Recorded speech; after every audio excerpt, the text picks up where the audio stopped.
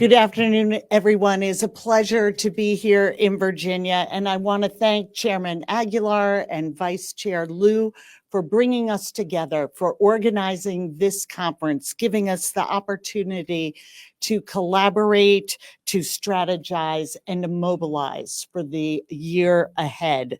And I want to thank the entire leadership team, Leader Clyburn, DPCC Chair Joe Neguse, and I will get to Susan Del Bene, our fearless D-Trip Chair, but a special thanks to Leader Jeffries for a year of skilled, steady, strong leadership throughout the MAGA mayhem. And yes, he is teaching me alliteration as we go. 2024 is a new year, but we face the same chaos from the House majority. This MAGA majority has managed to be both the most extreme majority in modern House history and the least productive. In 2023, only 3% of the bills the House majority passed became law.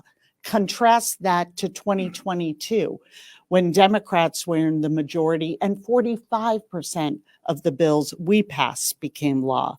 And it is Democrats who have provided, as Vice Chair Liu laid out, the majority of votes that avoided a default, avoided 3 GOP shutdowns, passed the National Defense Authorization Act, and lifted 16 million children out of poverty with an expanded child tax credit. Republicans can't count their own votes, so instead they count on us. And they're unable to rally behind anything but extremism. House Democrats are unified because we share values. We share basic core beliefs. We show up for work for the same reason, to do the best by the people who sent us to Washington, to put people over politics, to grow the economy by growing the middle class, to build a country where everyone has a fair shot at success.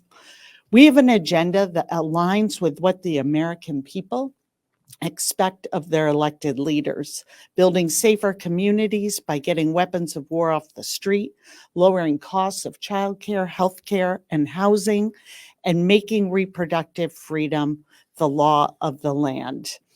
And tonight, I am proud to be hosting a session that will be discussing just that.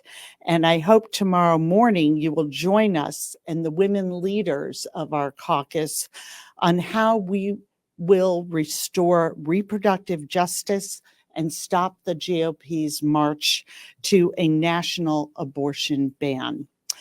Because that's what the American people want.